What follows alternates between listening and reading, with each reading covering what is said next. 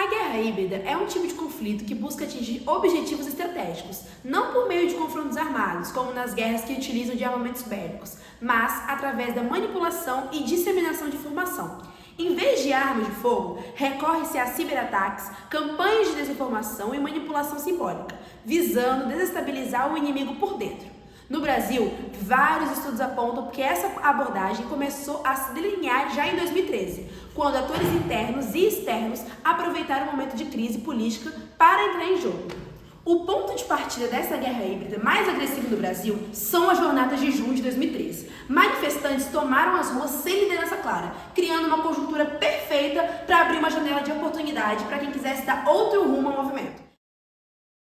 7 de junho de 2013, a gente está aqui no Largo da Batata, na zona oeste de São Paulo, para protestar contra o aumento da tarifa de transporte público e para falar para o governador de São Paulo que o povo unido em luta não vai permitir ser reprimido. Esse uso da guerra de quarta geração envolve também tecnologias e redes sociais. Ferramentas como bots, robôs de propaganda e tic-tacs alinhados a interesses políticos passaram a atuar cotidianamente. Vídeos manipulados, montagens e falsos perfis amplificaram narrativas pré-fabricadas. As redes sociais possuem um papel crucial, pois permitem a comunicação e a rápida manipulação da opinião pública. A própria noção de guerra de narrativas descreve essa luta por controlar a opinião pública. Cada imagem viral e cada hashtag potencializa uma versão dos fatos. Vivemos um novo tipo de disputa pelo poder, marcado pela guerra híbrida, uma mistura de estratégias militares, políticas e midiáticas, onde a noção de inimigo é confusa. Soldados são cativos e cativos são soldados.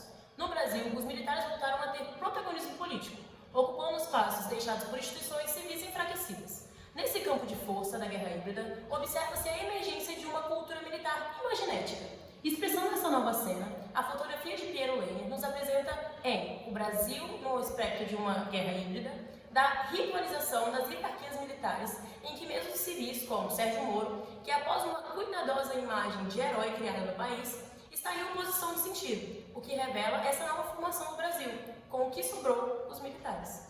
Desde o fim da ditadura militar brasileira, setores da direita têm se ocultado sob o rótulo de centrão, servindo como um disfarce para uma direita envergonhada pelo regime. Contudo, a partir de 2013, tanto a direita quanto a extrema-direita passaram a assumir abertamente suas identidades, mobilizando os eleitores em torno de uma pauta conservadora e neoliberal. Ainda assim, o termo centrão permanece como um artifício para mascarar a atuação da direita fisiológica, espalhado pelo sistema partidário nacional. Isso culmina na explosão de protestos de ruas que inicialmente estavam ligados a pautas concretas, como a tarifa zero de ônibus, se iniciaram em junho do mesmo ano. Esses atos foram liderados pelo movimento Passe Livre, o MPL, ligado às pautas progressistas e aos estados de bem-estar social de toda a população brasileira. Nas primeiras manifestações, cartazes e vozes pediam qualidade nos serviços públicos, educação e de saúde. Contudo, rapidamente a energia dos protestos foram apropriados pelas forças conservadoras. O rumo das movimentações de manifestações mudaram. Símbolos e hashtags como Vem Pra Rua e o Gigante Acordou passaram a expressar de maneira genérica o discurso anticorrupção, deslocando o foco das reivindicações urbanas originais para essa reivindicação anticorrupção. Estudos mostram que essas demandas iniciais foram logo cooptadas pela grande mídia corporativa, partidos tradicionais como o PSDB e grupos emergentes de direita, como o MBL. Em pouco tempo, a pauta social ficou em segundo plano, abandonada pelos próprios manifestantes originais. A mobilização passou a se sustentar na ideia de moralização da política e no antipetismo, um discurso promovido pelas operações Lava Jato e pela narrativa de roubo mais fácil. O movimento de massa se fragmentou por cismogênese. De um lado foi constituído a imagem de um PT corrompido e que precisa ser derrotado, e a qualquer custo. De outro lado, cultivou-se a ideia de bom cidadão antipolítico, conservador, classista e radicalizado em redes sociais.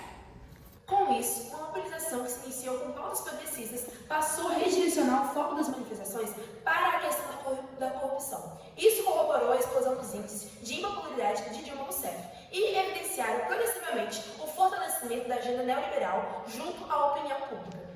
Nasceu uma crescente polarização, começando a valer o princípio binário do embate simbólico.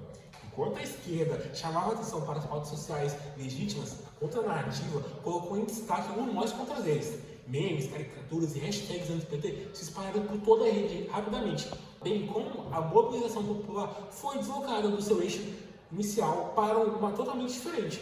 Muitas dessas imagens, slogans tinham estruturas de verdade alternativa, a própria manipulação simbólica.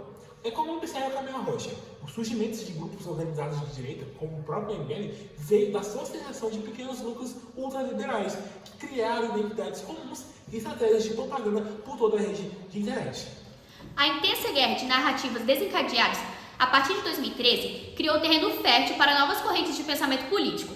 A manipulação da linguagem e dos símbolos diluiu fronteiras entre direita e extrema-direita. Por um lado, pintou seu ambiente político como um embate moral entre patriotas e comunistas infiltrados, e por outro, buscou-se fragmentar o tecido social em binários irreconciliáveis, como bem contra o mal ou certo contra errado. Esse processo de cismogênese reforçou cada vez mais o nós versus ele.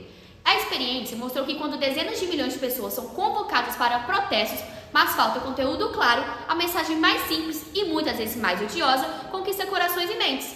Pierre Lembre, em sua obra, alerta que conceitos influenciados pela paranoia de guerra, como inimigo interno e guerra cultural, serviram para deslegitimar qualquer voz crítica e criar um clima de urgência permanente. Na iminência entre 2014 e 2015, já era possível vislumbrar a emergência de um novo espectro político.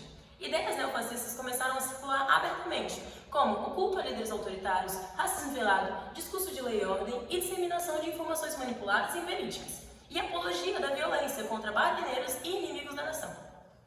Diante disso, o que antes eram simples hashtags virais tornavam-se armas simbólicas. O revisionismo histórico e o negacionismo passaram a acompanhar pretextos argumentos verdadeiros sobre o Brasil. Conforme notam pesquisadores, a nova direita foi forjada pela interação de redes e narrativas de ódio, resultando em organizações como MBL, Brasil Paralelo e até o próprio bolsonarismo, formada justamente por militantes jovens atraídos pela ideia de corrigir a política a partir de mentiras sedutoras. Para muitos, a bandeira nacional, verde e amarela, deixou de ser neutra e virou um símbolo de facção, o neofascismo entreguista que manipula o patriotismo para justificar projetos autoritários.